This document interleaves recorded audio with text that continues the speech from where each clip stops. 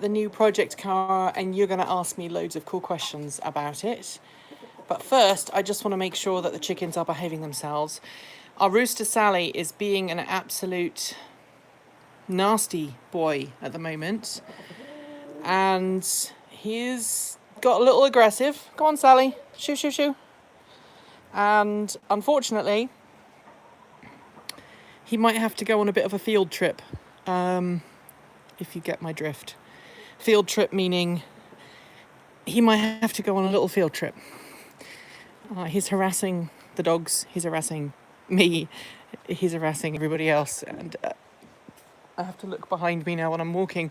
But welcome to the new project car. So if you watched the live stream the other day, we were driving back from Corvallis, where we picked up the car, and the audio was not very good, and I apologise for that. The audio was pretty poor because we were driving back in an internal combustion engine truck, and I forgot that there's a lot of noise. So, you have a friend in Verona who would be able to take care of Sally. Yes, we have a local farm who would be willing to take care of Sally, probably in the same way, and I feel terrible about it, but at the same point, he is becoming is pushing himself onto the birds, and that's not very good. So let me show you this wonderful project car. Ask me questions as we go. Consider this your Sunday, not your Sunday, your Friday video. So this is the vehicle. This is a genuine General Motors EV1 motor, and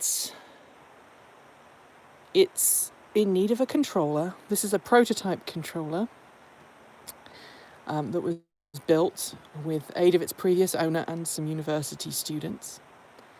And when we picked it up on Wednesday, Erin and I tried to jump start it with no battery because we needed to pump up the suspension because it's got air suspension. Now, I'm going to show you this. I'm going to balance this on my head.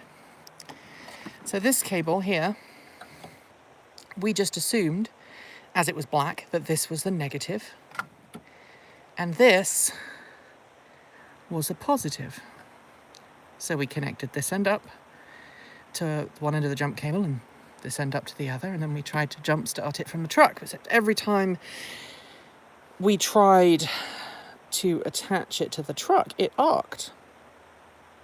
And it wasn't until I got it back home and looked at it yesterday that I realised that that cable there, with the black bit, goes back to the red terminal, because when the car was running, it had a DC to DC converter, which takes power from the main traction battery pack and turns it into 12 volts.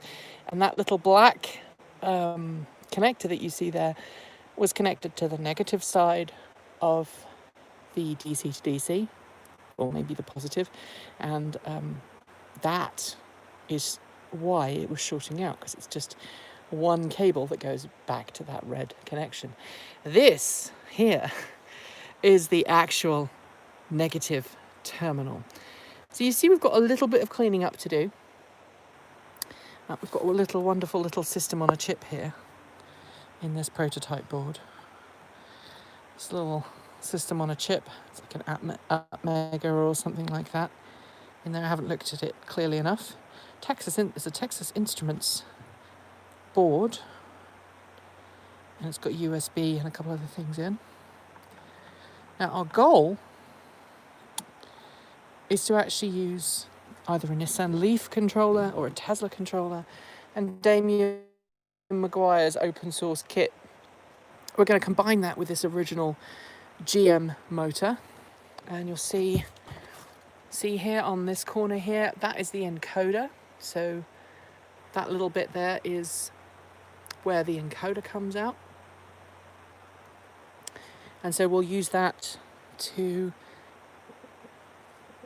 enable the controller to know where the motor position is, and then we should be able to hook that up to a like a Leaf controller or an inverter, or maybe a Tesla inverter. Those are the two options. So that's the front end of the car. It doesn't have air conditioning anymore. You can see that the air conditioning pipes have been removed. 3 lies events, and you choose me. I'm very touched. Thank you. The fuse box is still original. Obviously, the car is in really good condition. Mechanically, the car is in great condition. I need to actually take everything apart and clean everything because it's been sat for a while.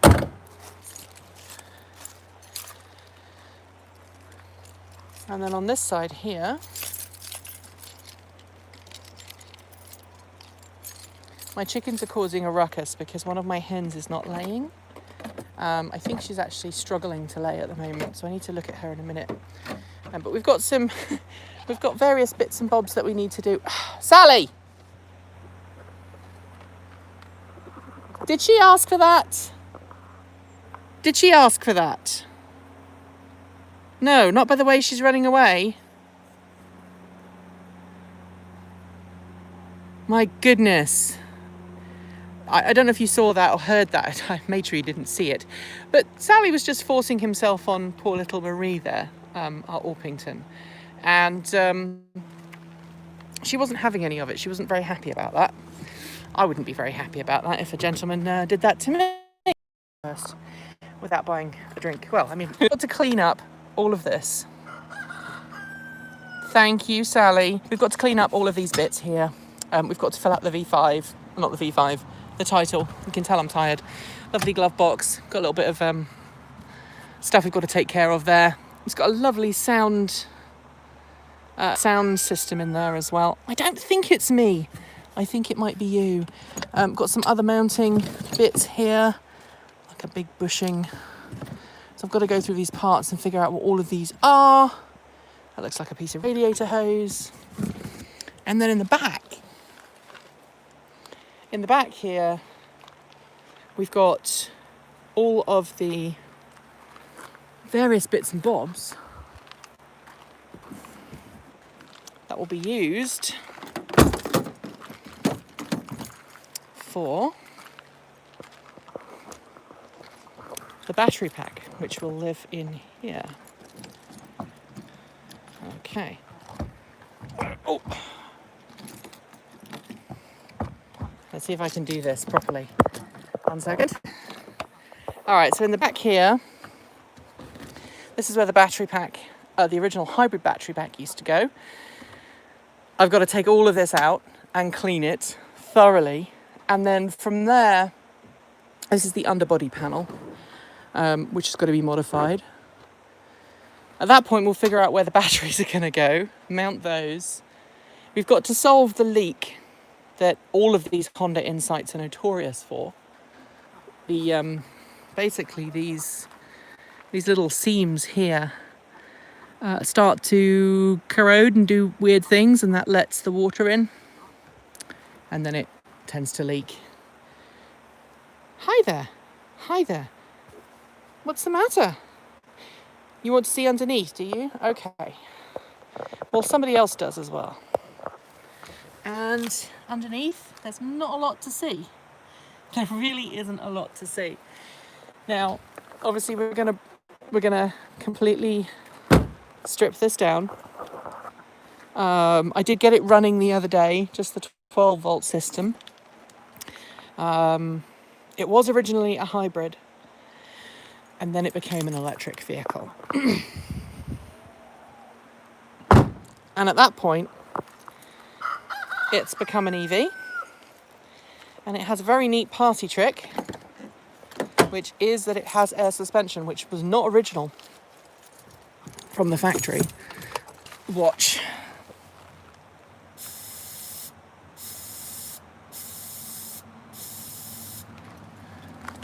So from the factory, it had regular suspension.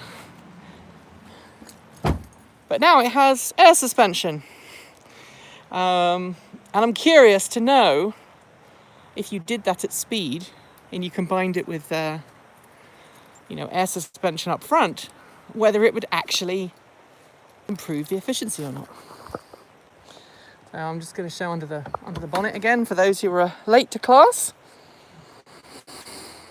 They see me rolling and they hating. Yeah, but there we go. So very few of those EV1s actually Very few of those actually survived. But this is an EV1 motor. And here's where it gets really trippy. Because there is another Honda Insight. There is another Honda Insight within 50 miles of this one, with an EV1 motor in it. So there's two of them in this area. The other one is finished. The other one goes. I have heard rumours. I'm going to try and convince the owner to come up and see me because I haven't seen him for about a year. There isn't a sprint time for this because it doesn't have a sprint time yet. So the EV motor, I think that one was 80 kilowatts. I think that was the original, 80 or 100 kilowatts. But I know that the other one that exists around here is, you know, a lot faster. A lot faster. Remember, maybe sell or donate that to one of the remaining EV1s. I'm really going to have words with Sally now. Sally? Sally? It'll be field trip time. While I've been doing this live stream, you've had your wicked way with 3 of the birds and you haven't asked. And you didn't do any nice dances like you're supposed to do. You didn't schmooze them. So anyway, you don't really want to know about chickens and their life cycle. But there we go. That is the way. Yeah, well, like I say, there's a local farm that does, long-term field trips for chickens who are naughty. And they have offered, and I don't really want to get rid of him, but he is being so obnoxious that it's really hard for the other hens. And they're really struggling at the moment because he's just such a big bully. So I'm going to finish this live stream. I'm going to put the chickens to bed. And then this weekend, I'm going to work on this car. I wish some of you watching could come and see it because I know some of you are local. I think at least 3 of you watching know where I live. But I will be working on this hopefully at the weekend and doing some fun stuff with it, and we'll go from there. Derek, PDX GearCon. Ah, right. Do you have someone as well? Does any of my local friends who are watching this, there are now many of you, who are interested in offering a home to a rapey rooster? Sorry to use that word, but that's what he is. Just buzz me after we're done with this and maybe we can try and sort something out, because he's really harassing my hens and they don't like it, and it's really screwing up things at the house. So we had hoped that this hen here, the one that's right in front of the camera, would be the rooster, but it turned out that she was a hen. And this obnoxious guy, where is he? That obnoxious guy right there, who I wouldn't trust as far as I can throw him, has turned out to be a real nasty piece of work. He is not a breed that's known for being a nice rooster. The blue-laced red Wyandottes have a bit of a reputation, and he is living up to that reputation, which is not good for the rest of them. So, yeah. Anyway, that is the new project car. There'll be a thought of the day on Sunday. There will be a TEN tomorrow. I'm going to go and edit it now, and I will talk to you soon. All right. Keep evolving.